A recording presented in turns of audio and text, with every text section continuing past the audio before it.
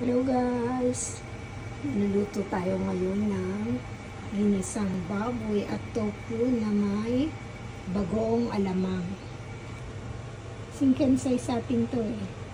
Yung bang hinahalo sa pansit na pampabango. Yan ang ihalo kong gulay. Pinride ko muna yung tofu at hiniwa ko. Yung baboy naman, hiniwa ko rin siya na maliit. Ngayon naman, igigisa naman natin siya. Niluluto natin siya hanggang mag-brown siya. Lagyan natin siya ng paminta at kalasin para may pinalasa. Tapos guys, itabi lang natin ganyan. Tabi lang natin yung baboy. Tapos igisa na natin yung kamatis, sibuyas at saka yung bawang. Para ka lang nagisa ng bagoong sa kamatis, sibuyas at bawang. Nilagyan ng baboy. Pero dito, nalagyan ko yan kasi ng tofu. Tingnan nyo guys. Nahalo ko yung tofu dyan.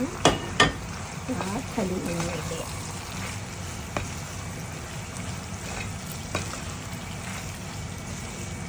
Bahala na kayo kung damihan nyo yung paglagay ng tofu. Mas better. Mas marami makakakain. Tapos lagyan nyo po ng singkensay. Yung singkensay po yung minahalo ko sa pansit.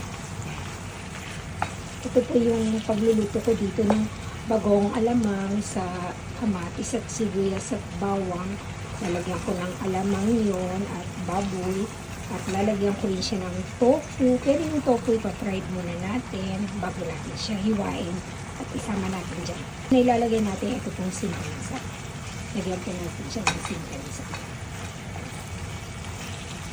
Grabe ito guys. Masarap talaga. May ulam ka na, may pulutan ka pa. Ganyan lang po. Lagyan lang natin ng konting ginisa mix. Konti lang.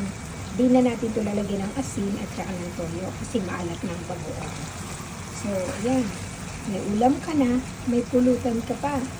Itadakimasu! Kain na tayo guys! Thank you for watching. Bye! Enjoy!